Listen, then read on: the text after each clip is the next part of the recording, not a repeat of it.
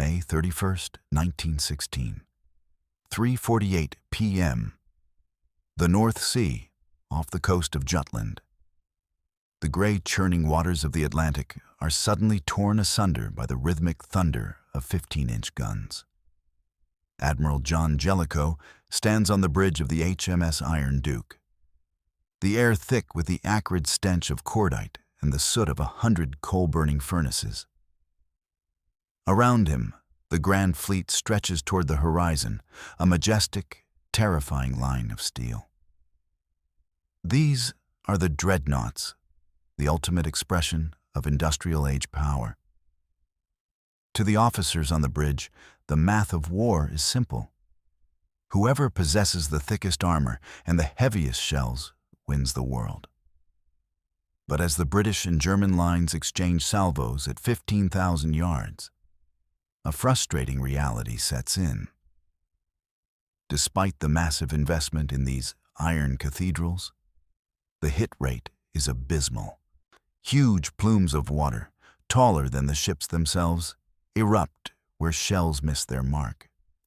The enemy is a mere smudge on the horizon, obscured by smoke and the curvature of the earth itself.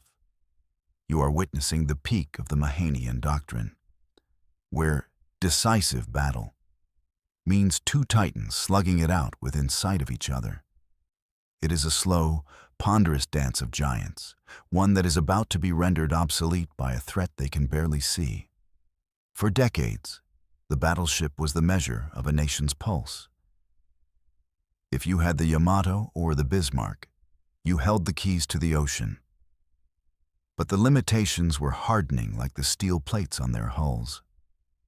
A battleship's reach was tethered to its optics. Once a target slipped over the horizon, it was effectively invisible. The guns were powerful, yes, but they were blind. In the background of this clash of titans, a small, odd-looking vessel lingers on the fringes of the fleet. It has no massive turrets, no towering superstructure. It is little more than a converted cruiser with a wooden deck tacked onto its spine. The sailors on the Iron Duke might look at it with curiosity, or perhaps even derision. They call it an aircraft carrier. To the traditionalists, it is a toy, a scout meant to spot where the real ship's shells are falling. They have no idea that the wooden deck they see in the distance is the coffin lid for the era of the battleship. November 11th, 1940, 9 p.m., high above the Ionian Sea.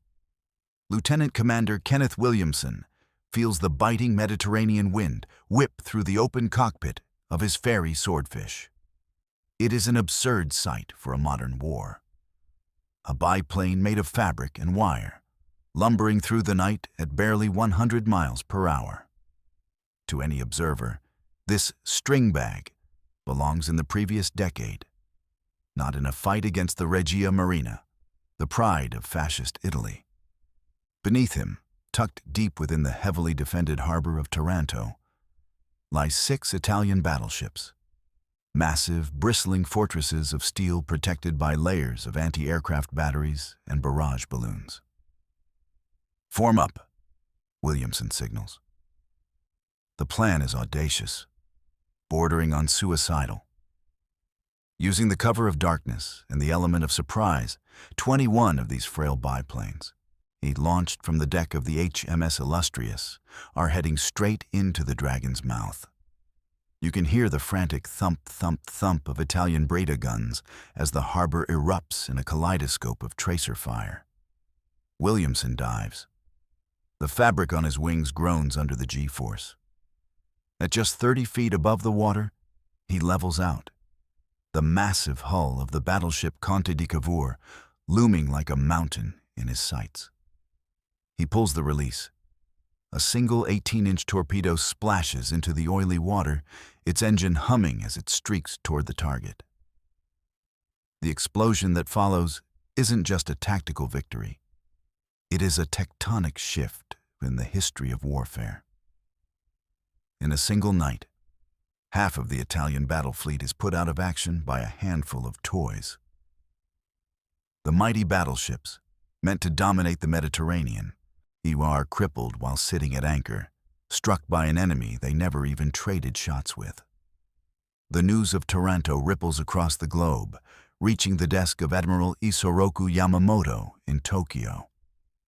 While the British celebrate, Yamamoto is taking notes. He realizes that the era of the decisive battle between gunboats is a ghost of the past. The reach of the plane has officially surpassed the range of the gun. The string bags have proven that the battleship is no longer a predator. It is a target. The world's naval academies are still teaching the supremacy of the big gun. But at Taranto, the carrier has just drawn first blood. December 7th, 1941, 7:48 a.m., over Oahu, Hawaii.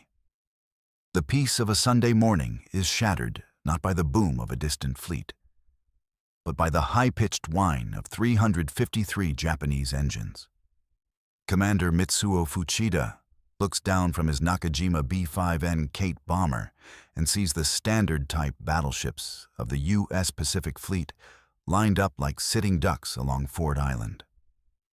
West Virginia, Oklahoma, Arizona, the heavy hitters of the American Navy, the very ships meant to deter an empire. Tora! Tora! Tora! The signal flashes back to the 6 Japanese carriers lurking 230 miles to the north. In less than 2 hours, the impenetrable line of battle is a graveyard of burning oil and twisted metal. The Arizona disappears in a titanic fireball as an armor-piercing bomb finds its magazine. And the realization is brutal and immediate. The most powerful ships in the American arsenal were destroyed without ever seeing a Japanese sailor, without ever rotating their 16-inch turrets toward an enemy hull.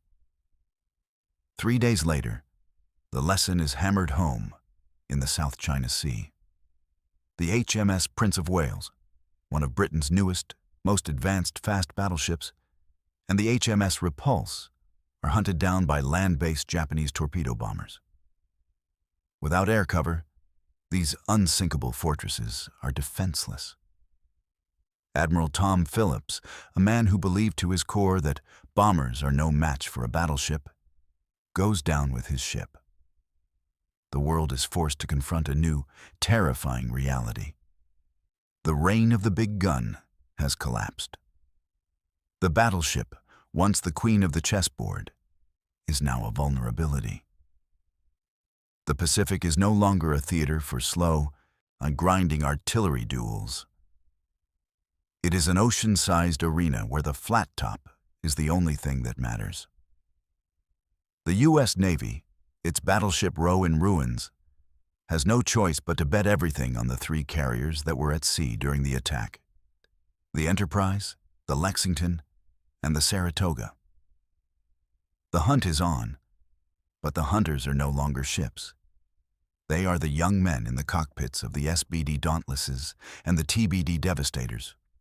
June 4th, 1942, 10:22 a.m. over the Central Pacific.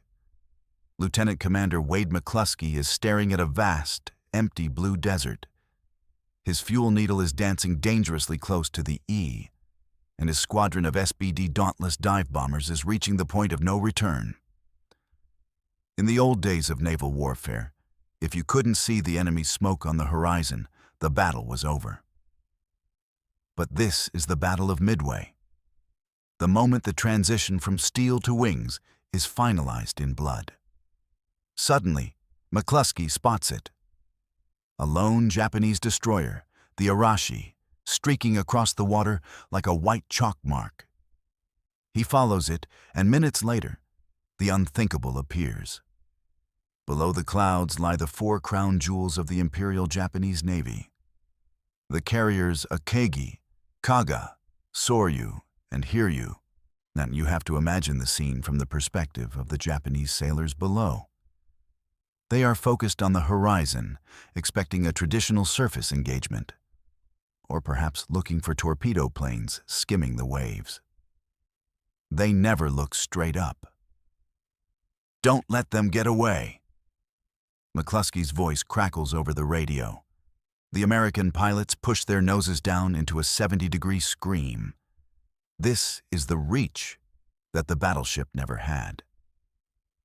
From 18,000 feet, the pilots can see the giant red circles, the Hinomaru, painted on the Japanese flight decks. In 6 minutes, 3 of the 4 carriers are turned into drifting infernos. Midway is the first major naval engagement in history, where the opposing surface fleets never once exchanged a single shot. The battleships of both nations, including the mighty Yamato, and were relegated to the role of spectators or expensive bodyguards, hundreds of miles behind the carrier screens. The line of battle has been replaced by the strike package. The evolution is complete. The ship is now merely a floating garage, and the pilot is the new master of the sea. October 24th, 1944. The Sibuyan Sea, Philippines. The Musashi, sister ship to the Yamato and the largest battleship ever built, is a mountain of steel. With 18-inch guns that could hurl a shell the weight of a car for 25 miles, she was designed to be the ultimate predator.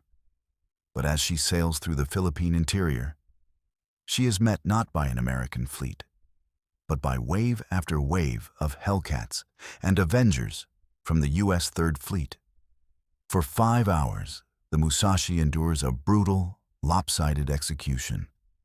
She is struck by 19 torpedoes and 17 bombs.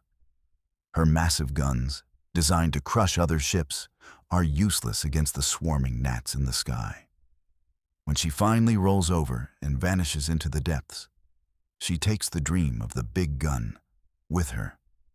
By the end of 1945, the battleship is an endangered species. By 1950, it is a relic. As the Cold War dawns, the carrier undergoes its final, most radical transformation. In 1961, the USS Enterprise, CVN-65, enters service, the world's first nuclear-powered aircraft carrier. No longer tethered to oil tankers or coal bunkers, this mobile airbase can circle the globe multiple times at high speed without ever stopping for fuel.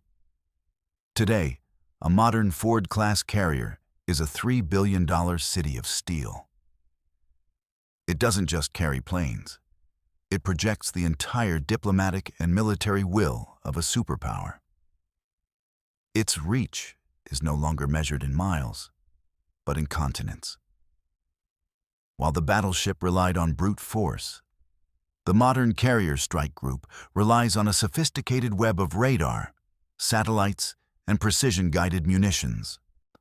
The destroyers and cruisers that once followed the battleship into the line of fire now serve as a protective shield around the carrier, their Aegis systems scanning the skies for threats that travel at 5 times the speed of sound. The evolution is total.